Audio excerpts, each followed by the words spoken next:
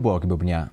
Menteri Ketenat Food, Civil Supplies and Consumer Affairs uba Komengon Ymbon mentagasngi ulah kubur bakat ba kador kemur jong ki Jhur ki Jhep bakador Nongbah Shillong kam Kiew khendiat khansoit kam shimna donpat ka jing Kiew dor habaro ka we ka jela ulah kentok persya ru ya kaseng VPP ke balapan kela kam sain perthai halo ka nikamat haswa ke election MDC unia Menteri ulah ong ba ka jing Kiew dor ka dei na ka jing shitom ban penpoy ki mar ki mata da ka babatai ru baki trok ki bakit ya ki Jhur ki Jhep ki dei banya na surok mau ka siang namar om syaya ki kalihe na jing kieng yam syuk-syuk ka jing bom don jong ki rel ki ban penyeso bat kenong ba jong ka jela kala kentiu syuk-syuk ru ya ka baikit baiba.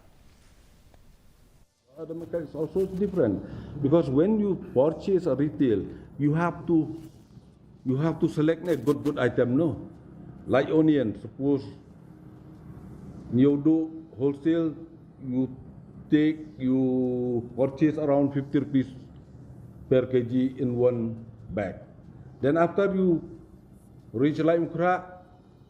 some roasted also there. These people retail, they have to increase the price, no?